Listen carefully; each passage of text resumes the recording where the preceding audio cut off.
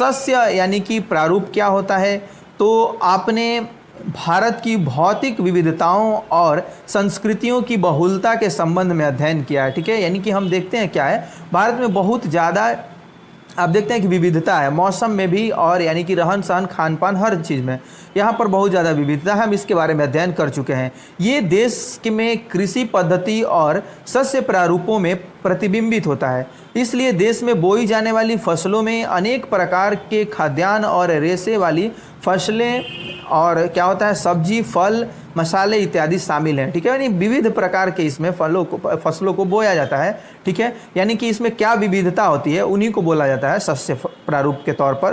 तो भारत में 3 सस्य ऋतुएं हैं। ठीक है, यानी कि इसमें हम क्या देखते हैं कि 3 ऋतुएं हैं भारत में, जो कि इस प्रकार हैं। कृषि की जो ऋतुएं हैं वो 3 हैं, रबी, खरीफ और जायद।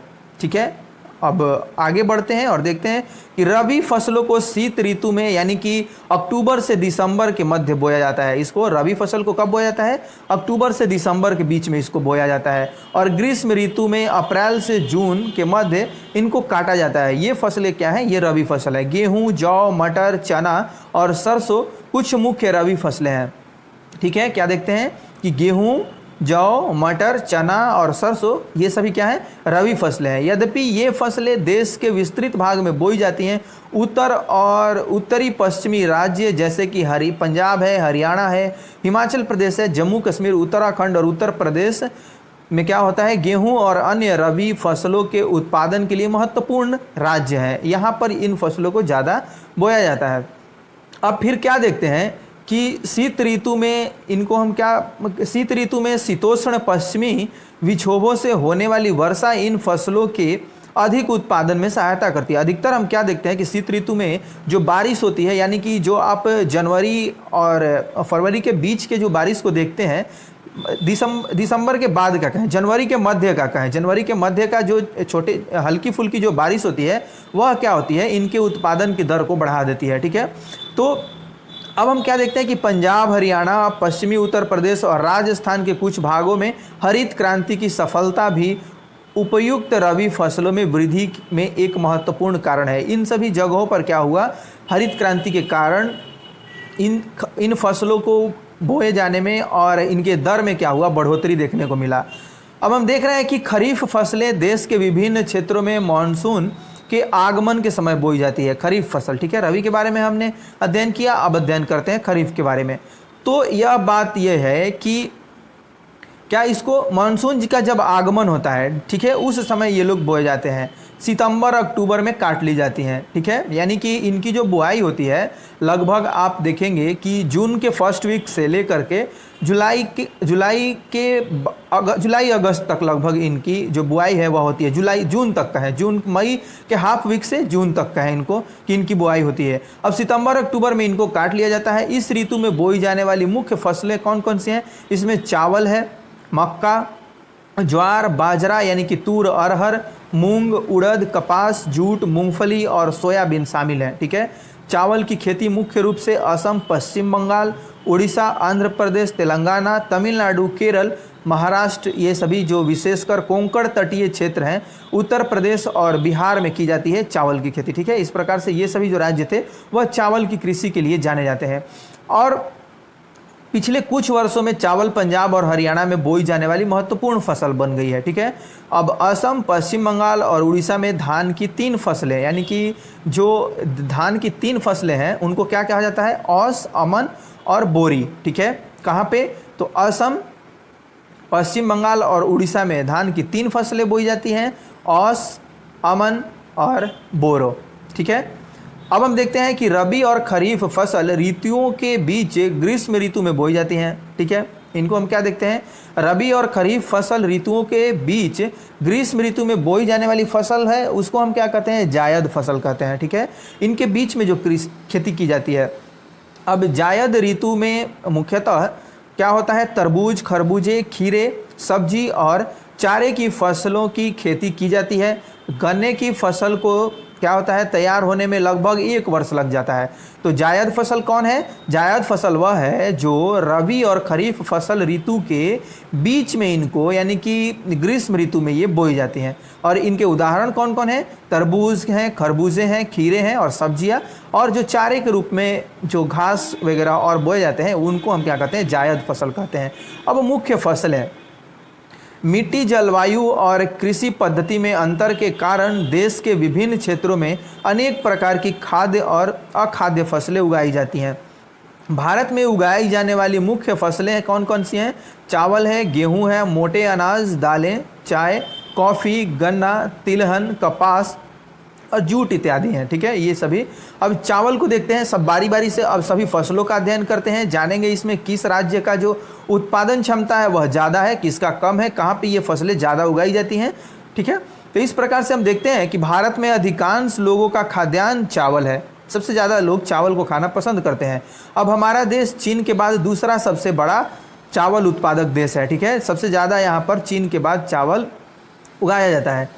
अब ये देखते हैं कि प्रमुख क्षेत्र और गौण क्षेत्र कौन कौन से हैं। ये आप जो भी थोड़े डार्क में देख रहे हैं ये सभी इस मैप में वो प्रमुख क्षेत्र हैं। ठीक है, ये सभी जो है इस तरह से डार्क जो है वो प्रमुख क्षेत्र हैं और वाइट का जो देख रहे हैं ये गौण क्षेत्र हैं। ठीक है, यानी कि आप इसके माध्यम से देख सकते हैं, मैप के माध्यम से। मैप का आप अध्ययन जरूर करें। तो क्या देख रहे हैं हम कि चावल में जो चावल की खेती होती है वो चीन के बाद सबसे ज़्यादा हमारे देश में होती है। ठीक है, भारत में होती है।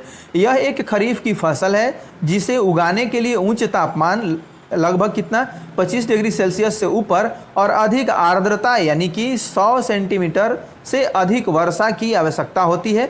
कम वर्षा वाले क्षेत्र में इसे सिंचाई करके उगाया जाता है, यानी कि सिंचाई की अच्छी व्यवस्था है तो आप वहाँ उगा सकते हैं। ठीक है, तो ये सब हम देखते हैं कि चावल उत्तर पूर्वी मैदानों, तटीय क्षेत्रों और डेल्टाई प्रदेशों में उगाया जाता है। नहरों के जाल और नलकूपों की सघनता के कारण पंजाब, हरियाणा, पश्चिमी उत्तर प्रदेश और राजस्थान के कुछ कम वर्षा वाले क्षेत्रों में भी चावल उगाना संभव हो पाया है, यानी कि वहाँ सिंचाई के माध्यम से ये हम उगाते हैं। अब गेहूं को देखते हैं। गेहूं भारत की दूसरी सबसे महत्वपूर्ण खाद्यान्न फसल है जो देश के उत्तर और उत्तर पश्चिमी भागों में पैदा की जाती है।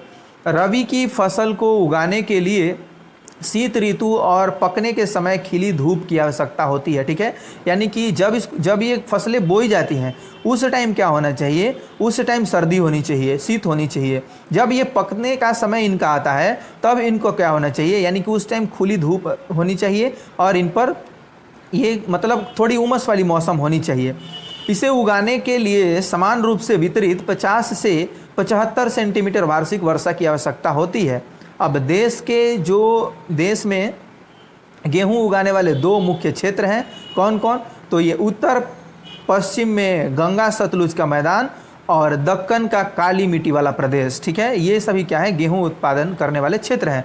पंजाब, हरियाणा, उत्तर प्रदेश, मध्य प्रदेश, बिहार और राजस्थान के कुछ भाग गेहूं पैदा करने वाले मुख्य राज्य हैं। ठीक है, अब मोटे अनाज को देखते हैं। मोटे अनाज यानी कि आप जो मिलेट्स हैं, ज्वार, बाजरा और रागी भारत में उगाए जाने वाले मुख्य मोटे अनाज हैं। ठीक है, ज्वार है, बाजरा है, रागी है, ये सभी मुख्य मोटे अनाज हैं। यद्यपि इन्हें मोटे अनाज कहा जाता है परंतु इनमें पोषक तत्वों की मात्रा अधिक होती है। ठीक है, इनमें पोषक तत्वों की मात्रा बहुत ज़्यादा होती है। उदाहरणतया रागी में प्रचुर मात्रा में लोहा, कैल्शियम, सूक्ष्म पोषक और भूसी मिलती है, यानी कि इसमें क्या हम देखते हैं, फाइबर भी मिलती है। ठीक है, फाइबर जो हम खाने के रूप में इस्तेमाल करते हैं, जिसको रुक्षांश भी बोलते हैं, वो इन सभी मोटे अनाजों में ज़्यादा पाए जाते हैं। अब क्षेत्रफल और उत्पादन की दृष्टि से ज्वार देश की तीसरी महत्वपूर्ण खाद्यान्न फसल है। ठीक है, चावल, गेहूं और उसके बाद क्या है, उसके बाद है ज्वार। ठीक है, चावल गेहूं के बाद ज्वार का ये स्थान आता है। अब यह फसल क्या देखते हैं हम कि वर्षा पर निर्भर होती है। अधिकतर आर्द्र क्षेत्रों में उगाए जाने के कारण इसके लिए सिंचाई की आवश्यकता नहीं होती। अब इसके मुख्य जो उत्पादक राज्य हैं वह महाराष्ट्र है, ठीक है, कर्नाटक है, आंध्र प्रदेश है और मध्य प्रदेश है। इसके बाद हम देखते हैं बाजरा को।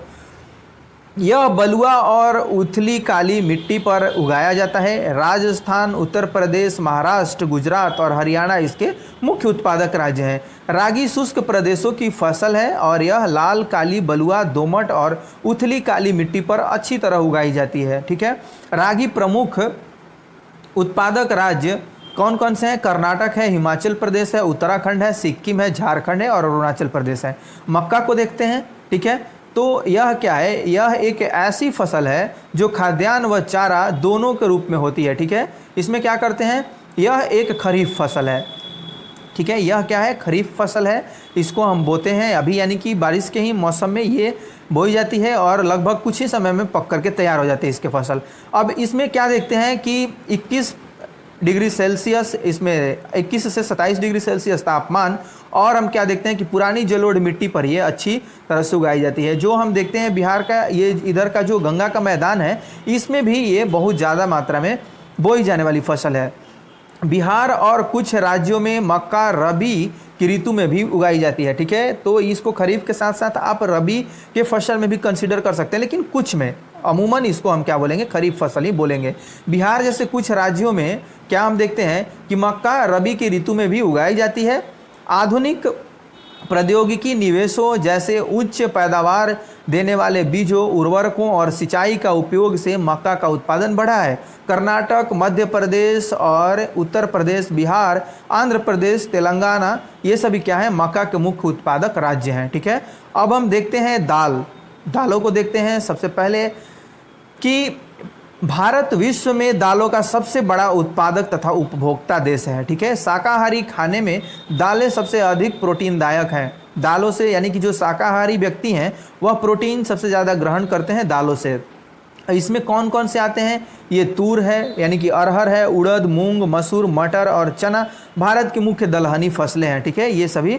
अब हम क्या देखते हैं कि फलीदार फसलें होने के नाते अरहर को छोड़कर अन्य सभी दालें वायु से नाइट्रोजन लेकर भूमि की उर्वरता को बनाए रखती हैं। यहाँ पर यह एक इम्पॉर्टेंट है, ठीक है, बहुत ज़्यादा ही इम्पॉर्टेंट है। ये सभी दालें क्या है? फलीदार फसलें हैं। अब फलीदार फसलों को हमने साइंस में भी पढ़ा है और ज्योग्राफी में भी पीछे पढ़ा है कि ये क्या करते हैं कि वायु से नाइट्रोजन लेकर के ये क्या करते हैं? उसमें बढ़ाते हैं उर्वरा शक्ति को, ठीक है, उर्वरा शक्ति को बनाए रखते हैं और इसी नाइट्रोजन को वो क्या करते हैं?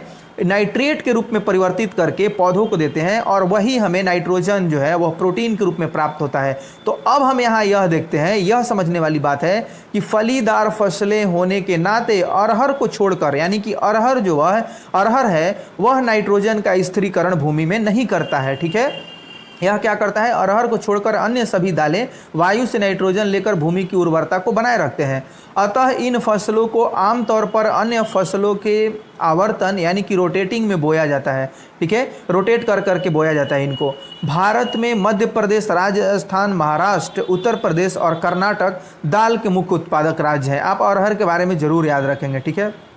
अब गन्ना को देखते हैं कि गन्ना एक उष्ण और उपोष्ण कटिबंधीय फसल है, ठीक है। गन्ना क्या है? उष्ण और उपोष्ण कटिबंधीय फसल है। यह फसल 21 से 27 डिग्री सेल्सियस तापमान पर इसको उगाया जाता है। इसके लिए तापमान चाहिए और इसके लिए क्या चाहिए? 75 सेंटीमीटर से 100 सेंटीमीटर वार्षिक वर्षा वहाँ होनी चाहिए और उष्ण और आर्द्र जलवायु में ये बोई जाती है, ठीक है। कम वर्षा वाले प्रदेशों में सिंचाई की आवश्यकता होती है, ठीक है। जहाँ पर सिंचाई की पूर्ति हो जाती है वहाँ पर इसको आप बो सकते हैं। अब इसे अनेक मिट्टियों में उगाया जा सकता है तथा इसके लिए बुआई से लेकर कटाई तक काफ़ी शारीरिक श्रम की आवश्यकता होती है, ठीक है। बुआई होती है, फिर कटाई होती है, उसके बाद बीच बीच में इसको कोड़ना भी पड़ता है, यानी कि कुदालों से श्रम शक्ति मान के चलें कि बहुत ज़्यादा होती है। अब भारत के बाद, माफ़ कीजिएगा, ब्राज़ील के बाद भारत गन्ने का दूसरा सबसे बड़ा उत्पादक देश है, ठीक है। यह चीनी, गुड़, खंडसारी और सीरा बनाने के काम में आता है। चीनी, गुड़ सभी ये गन्ने से ही बनाए जाते हैं। उत्तर प्रदेश, महाराष्ट्र, कर्नाटक, तमिलनाडु, आंध्र प्रदेश, तेलंगाना, बिहार, पंजाब और हरियाणा गन्ना के मुख्य उत्पादक राज्य हैं, ठीक है। और क्या हम देखते हैं कि गन्ना ब्राज़ील के बाद सबसे ज़्यादा उत्पादन जो होता है वह भारत में किया जाता है, इसका उत्पादन, ठीक है। तो अब हम तिलहन की बात करते हैं, तिलहन को पढ़ते हैं। 2016 में भारत में क्या होता है? चीन के बाद दूसरा बड़ा तिलहन उत्पादक देश था, ठीक है। सन 2016 में तोरिया के उत्पादन में भारत का विश्व में कनाडा और चीन के बाद तीसरा स्थान था, ठीक है। ये जो तिलहन है इनके उत्पादन की बात हो रही है, तो यह हो रहा है कि 2016 में भारत विश्व में चीन के बाद दूसरा बड़ा तिलहन उत्पादक देश था। अब 2016 के बाद का हम देखते हैं कि उसमें भारत की स्थिति है थोड़ी पिछड़ती है, और क्या होता है कि यह चीन और कनाडा के बाद तीसरे स्थान पर आ जाता है। ठीक है, देश में कुल बोए गए क्षेत्र के 12% भाग पर कई दलहनी फसलें उगाई जाती हैं, यानी कि ये इनका उगाने का जो आप रेशियो देख रहे हैं, परसेंटेज देख रहे हैं, वो भी काफ़ी है। यानी कि जो 13% हिस्सा है उस पर बोई गई भूमि का, उस पर हम क्या करते हैं, तेलहन फसलों को उगाते हैं। मूंगफली, सरसों, नारियल, तिल, सोयाबीन, अरंडी, बिनौला, अलसी और सूरजमुखी भारत में उगाई जाने वाली मुख्य तिलहनी फसलें हैं। अलसी अर्थात तीसी। ठीक है, तो आप इनको याद रखेंगे। सबसे एक इम्पॉर्टेंट बात यहाँ पे आ रही है, ये आपको देखने को मिल रहा है कि मूंगफली खरीफ फसल है। ठीक है, तथा देश में मुख्य सबको हम क्या देखते हैं, अधिकतर को देखते हैं कि ये जो फसलें हैं वह आप रबी की फसलें हो जाती हैं, लेकिन इसको हम मूंगफली को क्या देखते हैं कि मूंगफली जो क्या है, यह फसल जो है वह खरीफ फसल है तथा देश में मुख्य तिलहनों के कुछ उत्पादन का आधा भाग इसी फसल से पूरा किया जाता है। ठीक है, प्राप्त होता है। गुजरात मूंगफली का प्रमुख उत्पादक राज्य है। अब इसके अतिरिक्त राजस्थान और आंध्र प्रदेश भी मूंगफली के अन्य उत्पादक हैं। और सबसे बड़ी बात यहाँ पर यह है, आप ये जो लाइनें हैं इनको बहुत ध्यान से सुनेंगे। अलसी और सरसों रबी की फसलें हैं। ठीक है, अलसी और सरसों क्या है, रबी की फसल है। हमने पढ़ा कि मूंगफली खरीफ फसल है। अब तिल को आप ध्यान से सुनेंगे। जो तिल है उत्तरी भारत में खरीफ फसल, ठीक है, और दक्षिण भारत में रबी की फसल है। ठीक है, तिल क्या है, उत्तर भारत में खरीफ की फसल है और दक्षिण भारत में रबी की। अरंडी क्या है, खरीफ और रबी दोनों ही फसल ऋतु में बोया जाता है। अरंडी की जो खेती होती है वह रबी और खरीफ दोनों ऋतुओं में बोई जाती है। अब चाय के बारे में पढ़ते हैं। तिलहन को आप बहुत बढ़िया से पढ़ेंगे क्योंकि बहुत कन्फ्यूजन वाला है। मूंगफली को बार बार पूछा जाता है। ठीक है, तो मूंगफली कौन सी फसल है। अब आप ये जो आप देख रहे हैं तिल, ठीक है, तिल को क्या कहा जाता है, तिल को आप यह याद रखेंगे कि यह उत्तर भारत में खरीफ है और दक्षिण भारत में रबी है। और अरंडी क्या है, यह खरीफ और रबी दोनों है। ठीक है, दोनों ऋतु में इसको बोया जाता है। अलसी और जो सरसों हैं ये सभी रबी फसलें हैं। ठीक है, अब चाय को देखते हैं। तो आप एक अपना जरूर कॉन्सेप्चुअल ढंग से इसको पढ़ने का प्रयत्न करेंगे।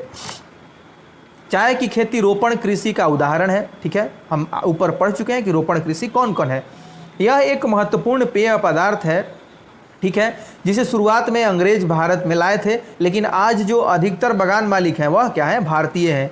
चाय का पौधा उष्ण और उपोष्ण कटिबंधीय जलवायु, ह्यूमस और जीवांश युक्त गहरी मिट्टी तथा सुगम जल निकास वाले ढलवा क्षेत्र में भली भांति उगाया जाता है। ठीक है, यानी कि जहाँ पानी न लगता हो, ठीक है, यानी कि ढलान हो, वहाँ से पानी के निकासी का अच्छा वो व्यवस्था हो, वहाँ पर इनको उगाया जाता है। चाय की झाड़ियों को उगाने के लिए वर्ष भर कोष्ण, नम और पाला रहित जलवायु की आवश्यकता होती है। ठीक है, यानी कि पाला वहाँ, यानी कि बहुत ज़्यादा ठंड की आवश्यकता नहीं होती है, थोड़ी बस आर्द्रता होनी चाहिए। ठीक है, अब हम क्या देखते हैं कि वर्ष भर समान रूप से होने वाली वर्षा की बौछार उसकी कोमल पत्तियों के विकास में सहायक होती है। यानी कि बारिश जहाँ ज़्यादा हो, ठीक है, हल्की फुल्की बारिश जहाँ हमेशा होती रहे, वो क्या होता है, वहाँ पर इस फसल को उगाना ज़्यादा उचित होता है। चाय एक श्रम सघन उद्योग है, यानी कि इसमें भी श्रम की बहुत ज़्यादा ज़रूरत पड़ती है। इसके लिए प्रचुर मात्रा में सस्ता और कुशल श्रम चाहिए, जिसकी ताजगी बनाए रखने के लिए चाय की पत्तियां बगान में ही संसाधित की जाती हैं, उनको बगान में ही तोड़ा जाता है। उससे चाय की मुख्य उत्पादक क्षेत्रों में असम, पश्चिम बंगाल में दार्जिलिंग और जलपाईगुड़ी जिलों के पहाड़ी जो है वहाँ पर होते हैं। अब तमिलनाडु और केरल में भी इनका उत्पादन किया जाता है। अब इनके अलावा हिमाचल प्रदेश, उत्तराखंड, मेघालय, आंध्र प्रदेश और त्रिपुरा, इन राज्यों में भी चाय उगाई जाती है। ठीक है, अब वह सन 2016 में विश्व में चीन के बाद दूसरा चाय उत्पादक देश था। ठीक है, यह क्या है, चीन के बाद क्या देखते हैं हम कि दूसरा सबसे बड़ा उत्पादक देश है हमारा देश। ठीक है, कॉफ़ी के बारे में देखते हैं। भारतीय कॉफ़ी अपनी गुणवत्ता के लिए विश्व विख्यात है, यानी कि जो क्वालिटी है भारतीय कॉफ़ी की वह बहुत ज़्यादा अच्छी है। हमारे देश में अरेबिका किस्म की कॉफ़ी पैदा की जाती है। ठीक है, ये कॉफ़ी की एक प्रकार है अरेबिका। इस किस्म की जो कॉफ़ी है वह हमारे देश में उगाई जाती है, पैदा की जाती है, जो आरंभ में यमन से लाई गई थी। इस किस्म की कॉफ़ी विश्व भर में अधिक मांग है। इस किस्म की कॉफ़ी जो है वह ज़्यादा डिमांड में रहता है। उसके बाद हम क्या देखते हैं, इसकी कृषि की शुरुआत बाबा बुदन पहाड़ियों से हुई है। इस कॉफ़ी की जो शुरुआत हुई है वह कहाँ से हुई है, बाबा बुदन पहाड़ी से हुई है। ठीक है, आज भी इसकी खेती नीलगिरी की पहाड़ियों के आसपास कर्नाटक, केरल और तमिलनाडु में की जाती है। ठीक है, वहाँ पर इसकी खेती की जाती है। अब बागवानी फसलें कौन कौन है, ठीक है, तो सन 2016 में भारत का विश्व में फलों और सब्जियों के उत्पादन में चीन के बाद दूसरा स्थान था। ठीक है, भारत उष्ण और शीतोष्ण कटिबंधीय दोनों ही प्रकार के फलों का उत्पादक है। भारतीय फलों जिनमें महाराष्ट्र, आंध्र प्रदेश, तेलंगाना, उत्तर प्रदेश और पश्चिम बंगाल के आम, नागपुर और चेरापूंजी मेघालय, यानी कि चेरापूंजी मेघालय में ही है, तो ये संतरे, केरल, मिजोरम, महाराष्ट्र और तमिलनाडु के केले। उसके बाद हम क्या देखते हैं, उत्तर प्रदेश बिहार की लीची, मेघालय के अनानास, आंध्र प्रदेश, तेलंगाना और महाराष्ट्र के अंगूर तथा हिमाचल प्रदेश, जम्मू व कश्मीर के सेब। ठीक है, नाशपाती, खुबानी और अखरोट विश्व भर में इनकी मांग है। ठीक है, जम्मू कश्मीर में क्या क्या, सेब, नाशपाती और खुबानी, इसके बाद अखरोट, ये सभी यहाँ पर उगाए जाते हैं। तो अब हम क्या देखते हैं कि ये सभी क्या थे, ये सभी बागवानी फसल थे। अब क्या है, अखाद्य फसलें कौन कौन से हैं। अखाद्य फसल यानी कि इसमें रबड़ आता है, जिनको अखाद्य फसल जिनको खाया नहीं जाता, ठीक है, जिनको हम अपने भोजन के रूप में इस्तेमाल नहीं करते हैं, लेकिन इनका भी जीविकोपार्जन में और अर्थव्यवस्था में बहुत बड़ा योगदान है। रबड़ भूमध्य रेखीय क्षेत्र की फसल है। ठीक है, यहाँ का कहाँ का है, भूमध्य रेखीय क्षेत्र की फसल है, परंतु विशेष परिस्थितियों में उष्ण और उपोष्ण क्षेत्रों में भी उगाई जाती है। इसको 200 सेंटीमीटर से अधिक वर्षा और 25 डिग्री सेल्सियस से अधिक तापमान वाले नम और आर्द्र जलवायु की आवश्यकता होती है इसको उगाने में। रबड़ एक महत्वपूर्ण कच्चा माल है जो उद्योगों में प्रयुक्त होता है। इसे मुख्य रूप से कहाँ पर इसको उगाया जाता है, तो केरल, तमिलनाडु, कर्नाटक, अंडमान निकोबार द्वीप समूह और मेघालय में गारो पहाड़ियों में उगाया जाता है। ठीक है, गारो, खासी और जयंतिया को आप जानते हैं, ये तो उगाया जाता है गारो में। ठीक है, मेघालय। अब हम क्या देखते हैं, रेशेदार फसलें। ठीक है, तो कपास, जूट, सन और प्राकृतिक रेशम भारत में उगाई जाने वाली 4 मुख्य रेशेदार फसलें हैं। ठीक है, इसमें कौन कौन आते हैं रेशेदार फसल में, तो कपास है, जूट, सन, ठीक है, और प्राकृतिक रेशम, ये सभी फसलें उगाई जाती हैं यहाँ पर। इनमें से पहली 3, ठीक है, मिट्टी में फसल उगाने से प्राप्त होती हैं, और चौथा रेशम के कीड़े के कोकून से प्राप्त होता है। रेशम जो है वह क्या होता है, इसमें आप कीड़ों को पालते हैं, उससे क्या होता है, इसकी उत्पादन की जाती है। जो मालवरी पेड़ की हरी पत्तियों पर पलता है। रेशम उत्पादन के लिए रेशम के कीड़ों का पालन रेशम उत्पादन यानी कि सेरीकल्चर कहलाता है। ठीक है, इस कृषि को, रेशम उत्पादन को हम क्या कहते हैं, सेरीकल्चर कहते हैं। कपास को देखते हैं, कपास क्या कैसे हम उत्पादन करते हैं। भारत को कपास के पौधों का मूल स्थान माना जाता है। ठीक है, अब सूती कपड़ा उद्योग में कपास एक मुख्य कच्चा माल है। कपास उत्पादन में भारत का विश्व में चीन के बाद दूसरा स्थान है। ठीक है, ये सभी 2016 के आंकड़े हैं जो कि अभी आपके लागू होंगे यानी कि चलेंगे। ठीक है, दक्कन पठार के शुष्कतर भागों में काली मिट्टी कपास के उत्पादन के लिए उपयुक्त मानी जाती है।